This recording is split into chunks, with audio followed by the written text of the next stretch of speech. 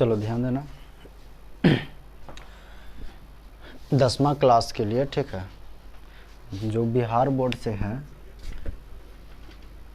10th class वाले, जो Bihar board से है, ठीक है, उसका जो फाइनल एग्ज़ाम होगा, ठीक, यानी कि जो मेन एग्ज़ाम होगा उसमें जो मैथ का जो एग्ज़ाम होगा, ठीक है, मैथ का, ठीक, उसमें एक चैप्टर है, वो है दो चर वाले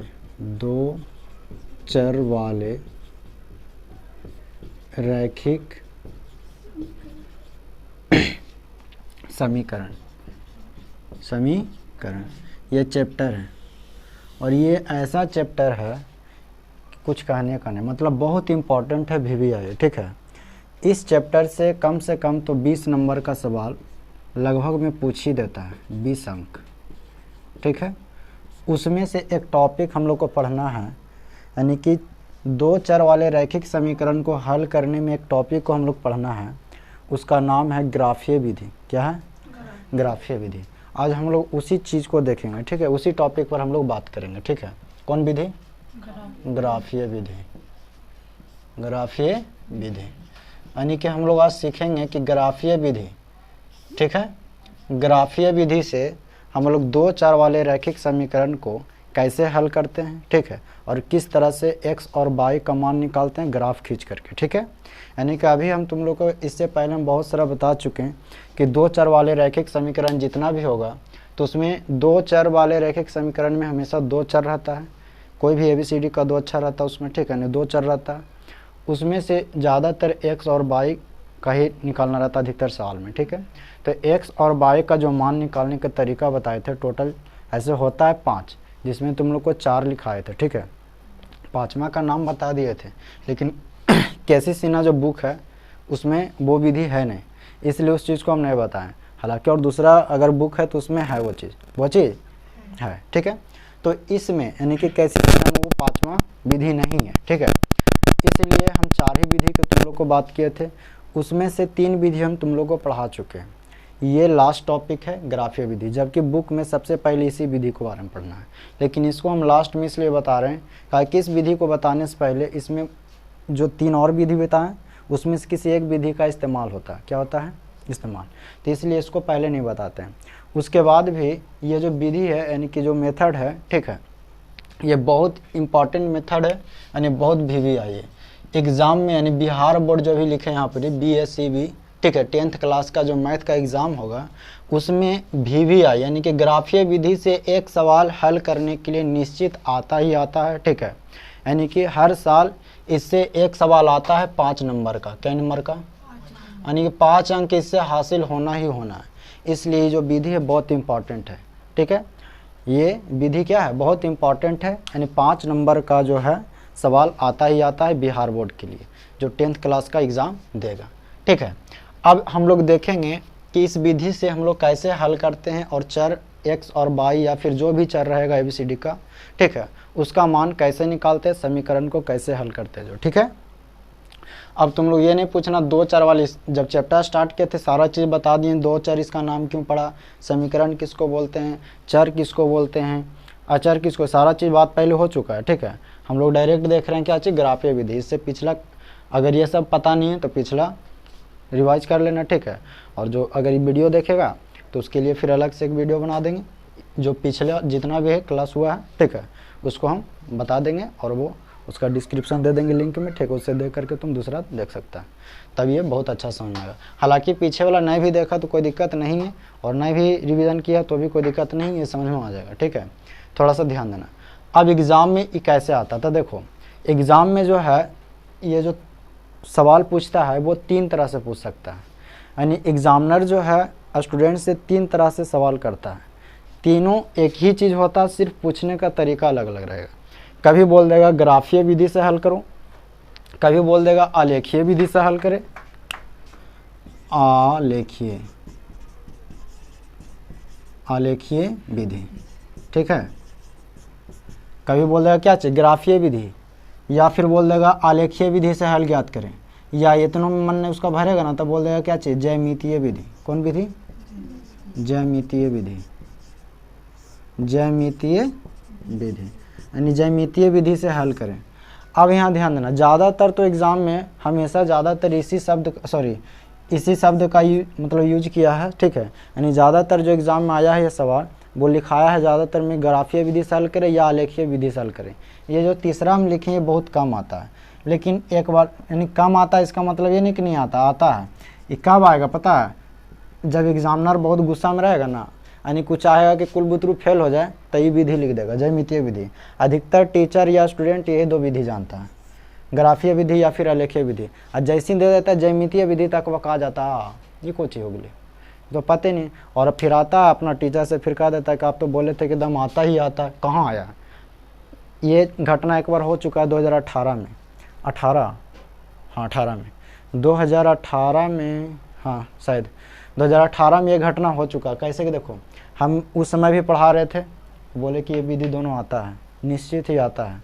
एग्ज़ाम देने गया, ठीक है, दे करके आया मैथ का जो एग्ज़ाम था, ठीक है, जो बताए थे वो सब तो आया ही आया, लेकिन इसमें ज़्यादा थोड़ा सा बल दिए थे कहे कि आता ही आता है इसलिए। और ये 5 नंबर का भी होता है, ठीक है। तो आया परीक्षा दे करके, एग्ज़ाम दे करके सब स्टूडेंट लोग, ठीक है, उससे पूछें कि ग्राफीय विधि आया, मतलब हम पूछे कौन कौन बनाया, पहले नंबर तो वही भूखने लगा, ग्राफीय विधि बोले आता है, कहाँ आया सर। हम कहीं ये तो आज चंबा वाला बात है भाई, देखें सवाल हम कि दिखाओ हमको। लिखल था ज्यामितीय विधि से हल करें, हम के है रे अरे ज्यामितीय आलेखीय ग्राफीय तीनों एक ही बात हुआ। अब ज्यामितीय लिख दिया, हमको क्या पता कि घुमा के पूछ देगा, हम तो ये दोनों पहले बता रहे थे, पहले से ये दोनों बता रहे थे, ये नहीं बताए थे, हालांकि जानकारी था लेकिन दे दिया ज्यामितीय। हम अब बताओ, जो बच्चा, अधिकतर टीचर भी यही दोनों ज़्यादा बोलता है, ज्यामितीय जल्दी नहीं बोलता कोई, ठीक है। तो ये दोनों बार बार देते रहता है, ठीक है, ये जल्दी यूज नहीं करता, लेकिन जब बच्चा चाहता कि फेल कर जाए ज़्यादा तो ये दे दिया था। अब बच्चा के समझ ही में आया कि ज्यामितीय विधि ग्राफीय विधि एक ही है, तो कैसे बना पाएगा, नहीं बना पाएगा, ठीक है। तो ये तीनों एक ही बात है, ग्राफीय विधि का दे चाहे आलेखीय विधि का दे चाहे ज्यामितीय विधि का दे, तीनों एक ही बात है, तीनों में कोई दिक्कत नहीं है, तीनों एक ही तरीका है, तीनों में से कोई भी आ जाए मतलब जो तरीका से खाएंगे उसी तरीका से हम लोग इसको हल करेंगे, कोई दिक्कत है नहीं। यानी कि ये तीनों विधि है, कोई दिक्कत नहीं, यानी तीनों एक ही है। यानी ग्राफीय विधि को हम लोग दूसरी भाषा में कह सकते हैं आलेखीय विधि या ज्यामितीय विधि, ठीक है। यानी कि ग्राफीय का है, आलेखीय का है या ज्यामितीय का है, तीनों एक ही है, कोई हड़बड़ाने वाली बात नहीं है। लेकिन ज़्यादातर सवाल इस तरह से कह के आता है, ठीक है। यानी खाली पूछने का तरीका चेंज कर देता है बस, और बच्चा इसी में फंस जाता है। तो अब हम लोग स्टार्ट करते हैं ग्राफीय विधि क्या। तो देखो ध्यान देना, हम लोग जब अब स्टार्ट करते हैं ग्राफीय विधि, तो इसमें हम इसको सिखाने के लिए तुम लोग को एक एग्जाम्पल से लेकर के चलेंगे, ठीक है। यानी एक एग्जाम्पल लेते हैं, एक सवाल ले लेते हैं, उससे बना करके हम तुम लोग को बताते हैं किस तरह से ग्राफीय विधि से हल करते हैं, ठीक है। सबसे पहले ध्यान देना, इस विधि को पढ़ने से पहले तुम लोग को कुछ बता देते हैं। ये विधि पढ़ने से पहले तुम लोग के पास कुछ वस्तुएं होना ज़रूरी है। पहला तो है वो ग्राफ के कॉपी, ग्राफ का एक अलग कॉपी आता है, उसमें इस तरह से लाइनिंग रहता है, ढेर सारा सीधा सीधा, ठीक है, ऐसे ऐसे रहता है, ठीक है। तो इस तरह से मैंने ग्राफीय विधि से पढ़ने के लिए, ठीक है, एक ग्राफ का कॉपी आता है, वो होना चाहिए तुम लोग के पास। और एग्ज़ाम में ग्राफ के लिए एक पेज देता है ग्राफ, ठीक है, वहाँ पर ही देखना कॉपी में कहीं घुसाया हुआ रहेगा, उसको निकालना है, ठीक है। दूसरी चीज़ है कि इसमें स्केल, रबर, पेंसिल, कटर और इंच, स्केल तो बोल ही दिए, इतना चीज़ होना ज़रूरी है, काहे कि उसका इस्तेमाल यहाँ पर ही होगा, ठीक है। हालांकि हमारा पास तो मेरे पास तो वाइट बोर्ड है ना, यानी वाइट बोर्ड है, तो हमको पास तो वाइट बोर्ड होने के कारण ना ही ग्राफीय कॉपी है और ना ही क्या स्केल भी नहीं है, रबड़ नहीं है, इंच नहीं है, प्रकाली सब वगैरह कुछ है, कुछ नहीं है, ठीक है। यानी हम लोग सिर्फ स्केच की सहायता से हम बताएंगे, ठीक है। अगर यहाँ पर ही नहीं समझ में आता है तो तुम लोग को एक कॉपी पर भी बता देंगे किस तरह से खींचा जाएगा, ठीक है। हालांकि इस पर भी तुम लोग समझ जाएगा तो बढ़िया समझ में आ जाएगा। उसमें इसलिए बताएं काहे कि उसमें इस तरह से लाइनिंग दिया हो रहेगा, तो उसमें पता नहीं चलेगा कौन लाइन किसका है जो, ठीक है। तो लाइन समझाने के लिए एक बार कॉपी पर भी बता देंगे, एक बार बोर्ड पर बता रहे हैं, ठीक है। और अगर जो वीडियो देखेगा तो उसके लिए अगर नहीं समझ में आता तो उसके लिए भी ग्राफ, जिस दिन तुम लोग ग्राफ का कॉपी लाएगा तो यहाँ पर बोर्ड पर ला करके उसको भी हम बता देंगे कि कैसे कैसे होता है, तो वीडियो में भी आराम से चला जाएगा, ठीक है। यानी एक वीडियो और बना देंगे इस पर, कोई दिक्कत नहीं। तो ध्यान देना, अब हम लोग सीखते हैं ग्राफीय विधि। तो इसको हल करने के लिए एक सवाल ले लेते हैं कोई, ठीक है, अच्छा सा, कोई दिक्कत नहीं है। तो सवाल हम लोग देखते हैं, कोई बुक का ही ले लेते हैं सवाल, उससे तुम लोग को आंसर मिलाने में भी मज़ा आएगा। नहीं तो अपना मन से दे देंगे ना तो कहेगा कि हाँ गलती के सही पता नहीं चलेगा तुम लोग को। इसलिए एग्जाम्पल किताब से ही ले लेते हैं। चलो ध्यान देते हैं। यहाँ पर एक सवाल दिया हुआ है x + y = 3। ये सवाल बोलना क्या क्या है, जो ये ठीक है। क्या है, x + y = 3। x + y = 3 है, और दूसरा एक समीकरण 2x + 5y, 2x + 5y बराबर कितना है, 12 है। ये कैसी सिन्हा का बुक का है ना, ठीक है, कैसी सिन्हा बुक का है, ठीक है। यहाँ पर एक एग्जांपल लिए हैं, ठीक। इसमें से 2 समीकरण दिया हुआ, ध्यान देना। सबसे पहले 2 चर वाले रैखिक समीकरण जो चैप्टर है, इसमें जब भी हम लोग ग्राफीय विधि से चाहे कोई भी 5 विधि जो बताए हैं उसे हल करने के लिए हमको कम से कम 2 समीकरण होना जरूरी है। देखो जितना चर रहता है, चर की संख्या जितना रहेगा उतना ही समीकरण भी जरूरी है, ठीक है। अगर ये एक चर में रहता तो एक समीकरण से हम लोग का काम बन जाता। यहाँ 2 चर, इसलिए 2 समीकरण होना जरूरी है। अगर 3 चर रहेगा तो 3 समीकरण रहेगा, ठीक है। तो यहाँ कितने चर है, 2 चर ने, x और y है, तो यहाँ पर 2 समीकरण है। तो ध्यान देना। अब इसको हम लोग कैसे हल करते हैं, जो सबसे पहले एकदम स्टार्टिंग से बढ़िया से देखना, ठीक है, बढ़िया से इसको देखना, एकदम भुलाने वाली कोई बात ही नहीं, एकदम ठीक है, समझ लो, समझ में आ जाएगा निश्चित। सबसे पहला विधि में क्या करेंगे, मतलब पहला तरीका क्या करेंगे कि इसको हम लोग समीकरण 1 मान लेंगे और इसको समीकरण 2 मान लेंगे। यहाँ तक किसी को दिक्कत, इसको समीकरण 1 मान लिया, इसको समीकरण 2 मान लिया, किसी को दिक्कत, प्रॉब्लम, परेशानी, कष्ट, मुसीबत तो बोल दो नहीं। अब उसके बाद क्या करेंगे, समीकरण 1 मान लिया और ये 2 मान लिए। इसके बाद अब हम लोग बारी बारी से क्या करेंगे, समीकरण 1 से और समीकरण 2 से, ठीक है, दोनों से x और y का कुछ मान अपना मन से धरेंगे और वो मान को हम लोग एक बॉक्स के अंदर, ठीक है, सजा लेंगे, ठीक है, यानी अपना मन से, यानी अपना मर्जी से x और y का मान करके निकालेंगे, ठीक है, कोई दिक्कत नहीं। अब उसके बाद क्या करेंगे, वो जो मान आएगा, ठीक है, उसको हम लोग ग्राफ जो बनाएंगे यहाँ पर, ठीक है, उस ग्राफ में हम लोग उसको दिखाएंगे, ठीक है, दर्शाएंगे, और दिखाने के बाद जो ग्राफ खींचेंगे उसके बाद जहाँ पर कटता है वहीं x और y का असली वैल्यू होता है, ठीक है, यानी असली वाला वैल्यू। यहाँ पर तो हम लोग मान करके ना बनाएंगे, यहाँ पर क्या करके बनाएंगे, मान करके, ठीक है। तो ध्यान देना। अब सबसे पहले हम लोग समीकरण 1 इसको माने, इसको समीकरण 2 माने, कोई दिक्कत यहाँ तक नहीं। इतना करने के बाद क्या करेंगे, फिर समीकरण, अब यहाँ से ध्यान देना, तो बढ़िया समझते जाना। इसको समीकरण 1, इसको समीकरण 2 माने, यहाँ तक किसी को तकलीफ नहीं। अब उसके बाद क्या करेंगे, यहाँ पर लिखेंगे समीकरण 1 से समीकरण, अब बारी बारी से दोनों समीकरण से एक बॉक्स तैयार करेंगे, ठीक है। तो समीकरण 1 से यहाँ पर लिख दिए, तो x + y = 3 लिख दिए, कोई दिक्कत नहीं। अब यहाँ से क्या करेंगे, यहाँ पर x बराबर या फिर y बराबर, ठीक है, x बराबर या फिर y बराबर कर करके, ठीक है, यहाँ पर इस तरह से इसको डिस्ट्रीब्यूट कर देंगे, बांट देंगे, ठीक है। ऐसे देखो, ऐसे यहाँ पर x बराबर, इसको हम लोग लिख सकते हैं y ने जोड़ में इधर जाएगा तो घटाव में, यानी x बराबर क्या हो गया, 3 - y, 3 - y। अब ऐसा इसलिए किए ताकि हमको यहाँ पर y का मान धरेंगे और x का मान निकल जाएगा, ठीक है। अब यहाँ इतना करने के बाद इसको हम लोग मान सकते हैं समीकरण 3, या ना भी मान सकते हैं, ठीक है। तो मान लेते हैं इसको हम समीकरण 3, क्या मान लेते हैं, 3। अब यहाँ से क्या करेंगे हम लोग कि यहाँ पर y का अपना मन से कुछ मान धरेंगे और x का मान निकालेंगे। अब यहाँ ध्यान देना, y का जो मान धरेंगे हम लोग, ठीक है, अपना मन से, तो उसमें कोई भी मान तुम लोग धर सकता है। अब कोई भी मान धरने का मतलब 50 करोड़ नहीं धर देना, ठीक है, यानी कि कोई भी मान धरना है तो हम लोग को वही मान धरना है जिससे हम लोग को ग्राफ में सूचित करने में, दिखाने में, दर्शाने में, ठीक है, मतलब आसान हो, ठीक है, सहूलियत मिले। यानी कि धर दिए इतना बड़ा कि ग्राफ में अटवे नहीं करे, ठीक है, तो उतना बड़ा भी नहीं धरना है। या फिर ऐसा अंक धरना है कि हम लोग को खोजने में भी आसान हो, खोजने में क्या हो, आसान हो, ठीक है। ज़्यादा बड़ा या फिर ज़्यादा टेढ़ा मेढ़ा धर देंगे तो फिर दिक्कत होगा ग्राफ खींचने में, ठीक है। इसलिए हम लोग कोशिश करेंगे कि कम से कम मतलब कठिनाई हो, ठीक है, कम से कम दिक्कत हो और एकदम आराम से एकदम सिंपल वे में निकाल ले, ठीक है।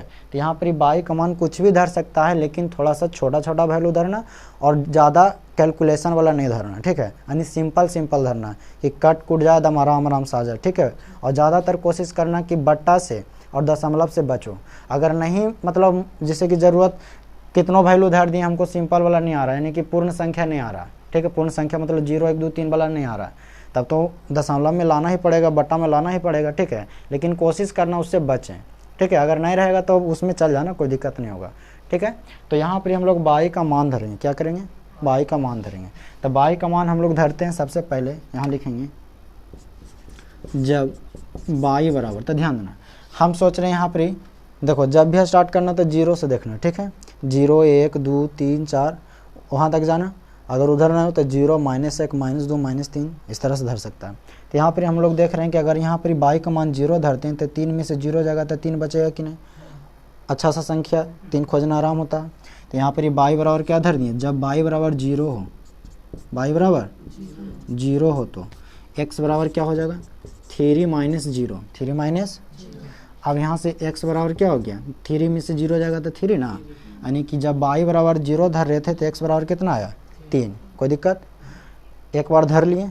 ये जो धरने की प्रक्रिया है तुम 2 बार 3 बार 4 बार 5 बार कईयों बार धर सकता है, लेकिन हम कहते हैं कि जब अगर एग्ज़ाम में आ जाए ये सवाल तो ज़्यादा से ज़्यादा 2 ही बार धरना, तीसरा बार मत धरना। इसलिए बोल रहे हैं काहे कि 2 बार से भी तुम लोग को देखो, कोई भी ग्राफ खींचने के लिए, कोई भी लाइन खींचने के लिए 2 बिंदु होना ज़रूरी है। 3 बिंदु 4 बिंदु भी रहेगा तो खिंचाएगा, लेकिन कम से कम कितना चाहिए 2। तो 2 ही को से हमको खिंचाए रहता, 3 4 क्यों करे, और मिस्टेक हो जाएगा तो गलती हो जाएगा, तो वो सबसे बचना है। कितनों भी तुम खींच सकता, कोई दिक्कत नहीं है, यानी कितना हो बिंदु तुम ले सकता है, लेकिन हम लोग देखेंगे सिर्फ 2 ही बिंदु से काम चलाएंगे। कितने बिंदु से, तो एक बार मान लिए, एक बार और मान लेंगे तो 2 हो जाएगा ना। फिर लिखेंगे यहाँ पर ही पुनः जब बाई बराबर, अबर क्या धर देते हैं 1 हो तो बाई बराबर क्या हो 1 हो, तो ध्यान देना x बराबर यहाँ हो जाएगा 3 - 1 ना, तो x बराबर कितना हो गया 2, x बराबर यहाँ पर 2 बार हम लोग मान चुके हैं।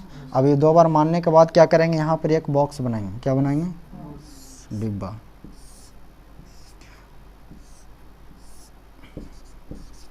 और ये जो डिब्बा बनाएंगे किस समीकरण के लिए बनाएं, उस समीकरण का यहाँ नाम भी लिख लेंगे, काहे कि यहाँ 2 समीकरण तो 2 डिब्बा बनेगा, तो पता नहीं चलेगा कि कौन किसका है, इसलिए इसके ऊपर क्या करेंगे, इसका नाम लिख लेंगे। तो x + बाई बराबर 3, इसी का ना डिब्बा बना रहे हैं, ठीक है।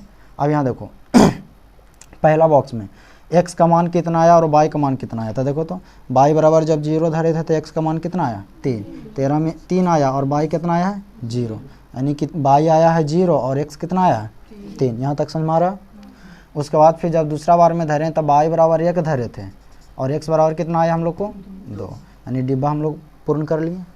यानी समीकरण 1 से हम लोग किस तरह से x का मान और y का मान अपना मन से धरें और किस तरह से डब्बा बनाएं। यहाँ तक किसी को दिक्कत तकलीफ है तो बोलो, कोई दिक्कत है नहीं। अब यहाँ ध्यान देना, तो जिस तरह से समीकरण 1 के लिए क्यों, उसी तरह से समीकरण 2 के लिए भी हम लोग x और y का मान मानेंगे और एक डब्बा हम लोग तैयार करेंगे, ठीक है, यानी एक डब्बा हम लोग बनाएंगे। तो देखो अब लिखते हैं यहाँ पर ही समीकरण 2 से, समीकरण 2 में क्या है 2x + 5y बराबर 12, कोई दिक्कत। अब यहाँ से भी हम लोग x बराबर मान निकाल लेंगे, जिस तरह से यहाँ भी x बराबर मान निकाल लिए थे, यहाँ भी उसी तरह से करेंगे। तो x बराबर मान निकालने के लिए सीखो कैसे निकलता है। हमको x से मतलब है तो जितना भी इसमें लिखा हुआ बाकी सब को इधर भेज देंगे, और इधर भेजने के लिए हम लोग पक्षांतर के क्रिया लगाएंगे। पक्षांतर के क्रिया में होता है क्या चीज़ कि प्लस है तो इधर माइनस हो जाता है, गुना तो भाग, उस तरह से, ठीक है।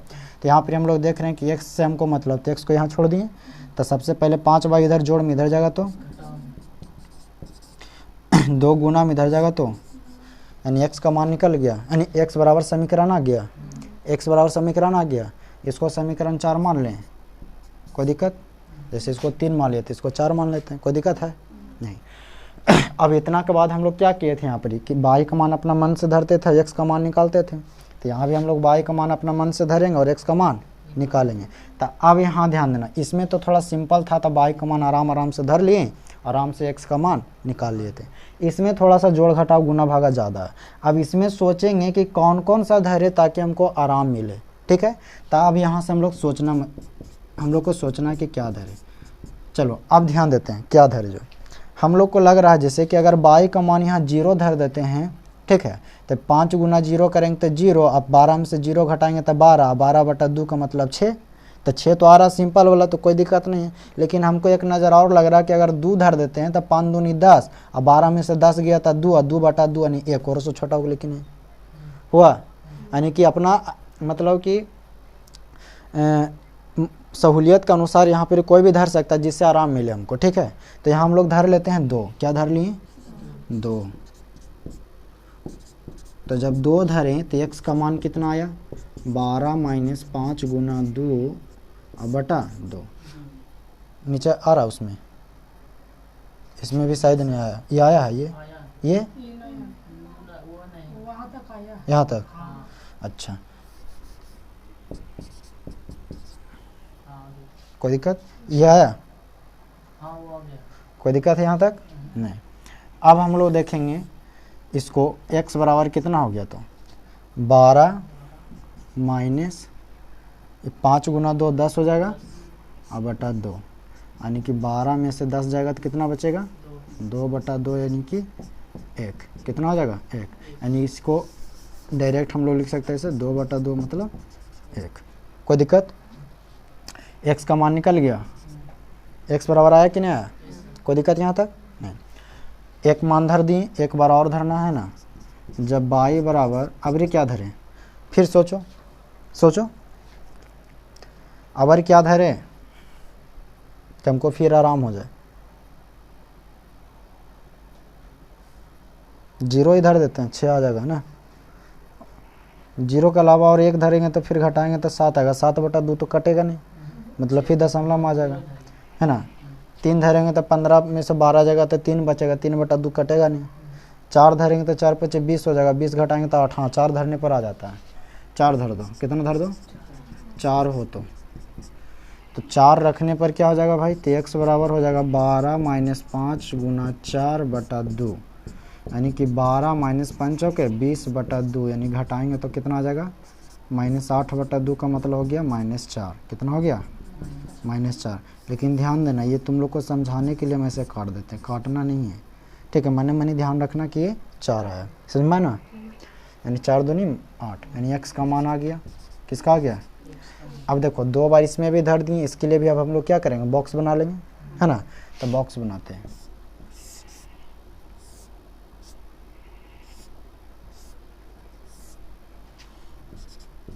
ये किसके लिए बॉक्स बना रहे हैं, समीकरण 2 के लिए। तो समीकरण 2 का नाम यहाँ लिख देंगे, यानी 2x + 5y बराबर 12। कोई दिक्कत यहाँ तक नहीं। अब यहाँ हम लोग देखेंगे कि पहला जो मान धरे हैं x y बराबर कितना धरे 2, x का मान कितना आया 1, कोई दिक्कत। फिर दूसरा बार जो धरे हम लोग y का मान कितना धरे 4, x का मान कितना आया -4। यहाँ तक किसी तरह की दिक्कत। अब इस तरह से दोनों समीकरण के लिए बॉक्स बना लिए। ये बॉक्स बनाना ही बस काम था। बॉक्स बनाने के बाद अब हम लोग डायरेक्ट चल जाएंगे किसमें, ग्राफ में। ये ग्राफ में अब इसको कैसे हम लोग करेंगे, ठीक है। लेकिन पहले ये समझ में आया, बॉक्स बनाने के लिए सीख गया, ये बॉक्स बनाने के लिए सीख गया। कोई दिक्कत है यहाँ तक, किसी को अगर दिक्कत है तो फिर से बोलो, किसी टॉपिक में कहीं भी कोई दिक्कत है। ये बॉक्स बनाने तक में किसी को दिक्कत परेशानी है तो बोल दो, अगर नहीं है तो पहले, अब तो यहाँ पर ग्राफ बनाने के लिए जगह नहीं है, ठीक है। तो यहाँ पर ग्राफ बनाने के लिए जगह नहीं, तो इसलिए इसको पहले नोट कर लो, ठीक है। उसके बाद ये दोनों बॉक्स के अनुसार फिर यहाँ पर हम लोग ग्राफ बनाएंगे, ठीक है। तो इसको पहले नोट कर लो तुम लोग।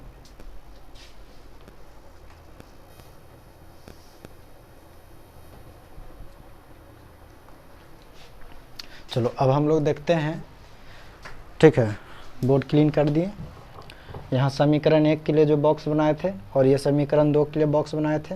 अब ये दोनों को ग्राफीय विधि में, मतलब ग्राफ के द्वारा किस तरह से हम लोग हल करते हैं, ठीक है, उसके आगे हम लोग समझते हैं। तो सबसे पहले अब ग्राफ के बारे में हम लोग देखेंगे। किसके बारे में, ग्राफ। तो ग्राफ में सबसे पहले हम लोग क्या करेंगे,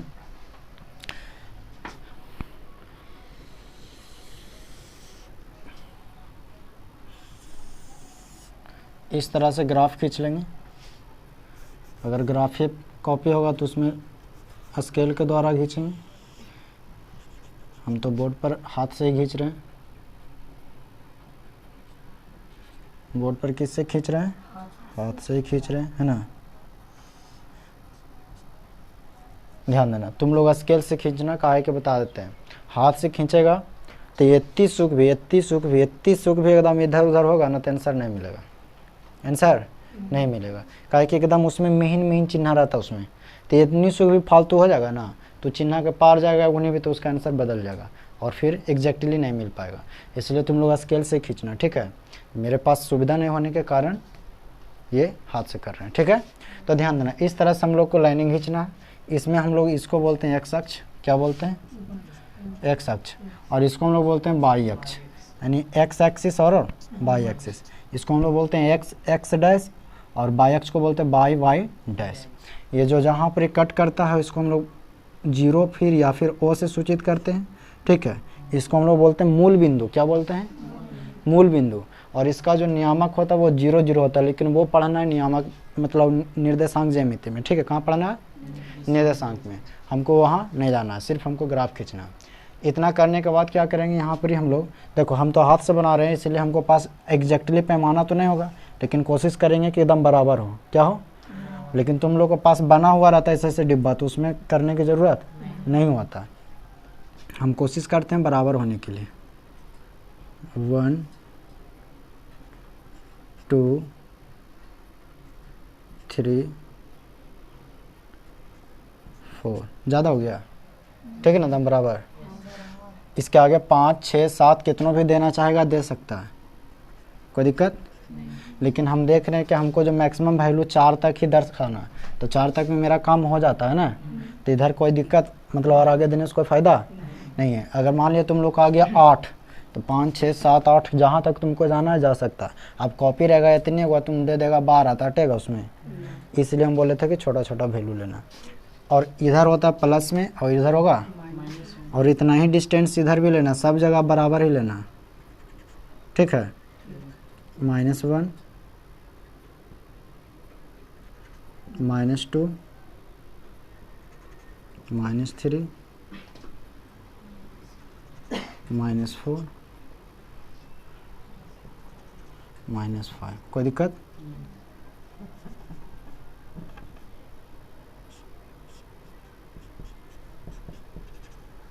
ऊपर भी उसी तरह से डिस्टेंस लेना है, 1 2 3 4।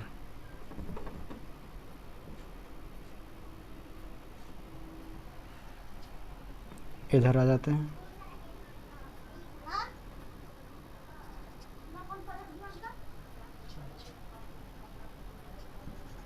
-1 -2 -3 -4। कोई दिक्कत यहाँ तक, ये करने के लिए आया। हाँ हाँ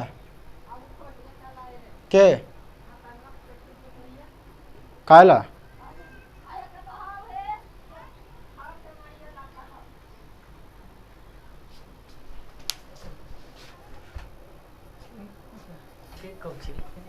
चलो ध्यान देना। तो हम बोल रहे थे कि इस तरह से हम लोग कर लिए, यहाँ तक कोई दिक्कत नहीं।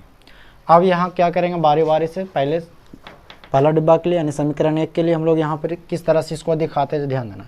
x का मान कितना है 3, x वाला ये ना है और x वाला ये है, और इसमें देखो इधर प्लस में होता और इधर, तो हमको जो x का मान है वो प्लस में 3 है कि माइनस में 3 है, प्लस में, तो यहाँ प्लस में 3 यहाँ ना है।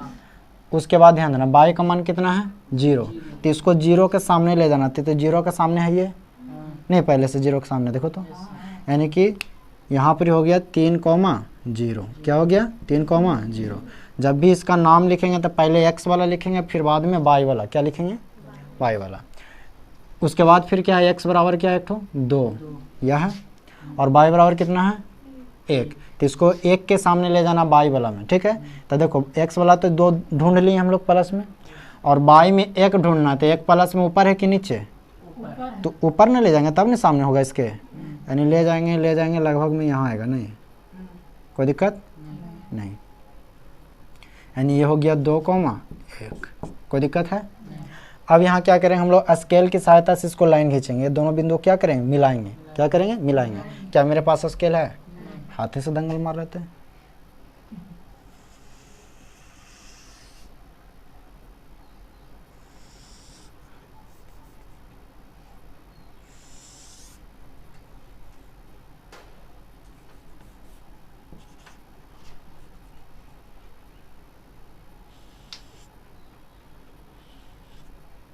तुम लोग स्केल से करना, किस चीज़ से, स्केल से, कोई दिक्कत नहीं। अब यहाँ ध्यान देना, ये जो लाइन खींचे किस समीकरण के लिए खींचे, समीकरण 1 के लिए ना, तो यहाँ भी इस लाइन को भी हम लोग नाम दे देंगे, नहीं तो कहे किसके लिए भी खींचेंगे, इसके लिए तो पता नहीं चलेगा कौन किसके लिए जो, ठीक है। तो इसका नाम देते क्या है, x प्लस वाई बराबर कितना 3, कोई दिक्कत। अब उसी अच्छा ये खींचने के लिए आया इसके लिए, अब उसी तरह से इसके लिए भी खींचेंगे हम लोग, समीकरण 2 के लिए भी उसी तरह से खींचेंगे, ठीक है। तो x बराबर कितना है 1, y बराबर कितना है 2, तो x बराबर 1 यहाँ झलक गया, और इसको ले जाना किसके पास, 2 के पास। देखो तो लगभग में जा रहा है यहाँ, नहीं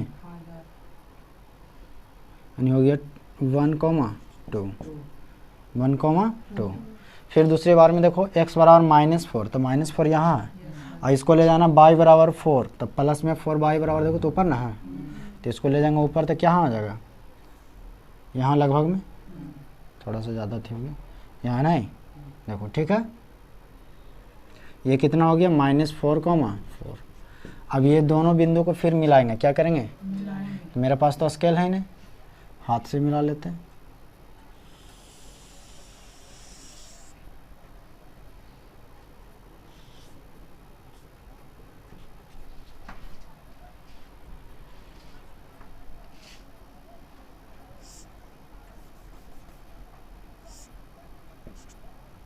कोई दिक्कत है। अब इसका भी हम लोग क्या करेंगे, नाम लिख लेंगे, क्या है 2x + 5y बराबर 12। यहाँ तक किसी को दिक्कत, तकलीफ, परेशानी, कष्ट, मुसीबत, तब बोलो, दिक्कत है, यहाँ तक सीख गया। ये ग्राफ खींचना दोनों समीकरण के लिए किस तरह से खींचे, समझ में आ गया, कोई दिक्कत नहीं। तो यहाँ तक किसी को दिक्कत, दोनों ग्राफ खींचने के लिए आ गया ना, दोनों समीकरण के लिए। अब यहाँ देखो ग्राफ खींच लेंगे, अब हमको क्या निकालना है, असली वाला, यानी कि एग्जैक्टली जो होगा x और y का मान क्या होगा। हम ग्राफीय विधि किस लिए पढ़ रहे हैं, x और y का मान निकालने के लिए, यानी जो भी उसमें चर दिया हुआ रहेगा समीकरण में उसका मान निकालना है। तो यहाँ पर अब हम लोग क्या निकालेंगे, चर का मान, यानी x और y का मान। तो यहाँ पर अब जो x और y का जो मान होगा वो क्या होगा, वो हम लोग सीखते हैं मज़ेदार तरीक़ा से। तो ध्यान देना, यहाँ पर जो x और y का जो मान होगा,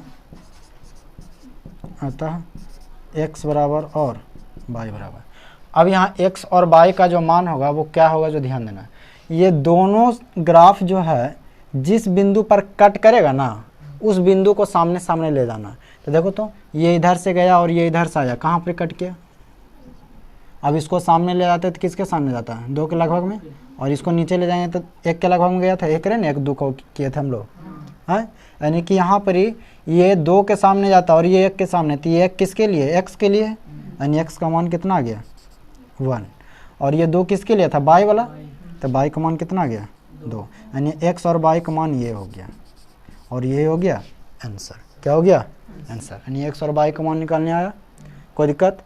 लेकिन ध्यान देना, एक चीज़ हम तुम लोग को छोड़ दिए, ये जब ग्राफ खींचना है ना ग्राफ कॉपी में, तो एग्ज़ाम में सबसे पहले ये ऐसे करने के बाद यहाँ एक पैमाना लिखाता है जिसको हम लोग बोलते हैं मापांक। क्या लिखाता है, मापांक। और मापांक में लिखना पड़ेगा तुमको कि एक बड़ा घर बराबर 10 छोटे घर का, एक उसमें जो ग्राफ रहेगा ना उसमें, और mean mean mean mean mean ऐसे रहता, और 10 गो मीन मीन वाला लाइन रहता, ठीक है। तो एक बड़ा घर में 10 मीन लाइन, इसलिए लिखते हैं मापांक में क्या लिखेंगे हम लोग, एक बड़ी घर, एक बड़ा घर या बड़ी घर, एक बड़ा घर बराबर 10 छोटी घर। कोई दिक्कत, ये मापांक लिखना ज़रूरी है, अगर नहीं लिखता है तो फिर गलती कर देगा शायद एग्जामिनर, ठीक है। इसलिए कोई भी कसर छोड़ना नहीं है, यानी मापांक भी लिख दिए, ग्राफ खींच दिए, यहाँ तक समझ में आया। ये हो गया तुम्हारा असली वाला x और y का मान। अगर नहीं समझ में आया तो नेक्स्ट वीडियो के लिए तैयार रहना, कमेंट करके बताना समझ में आया कि नहीं।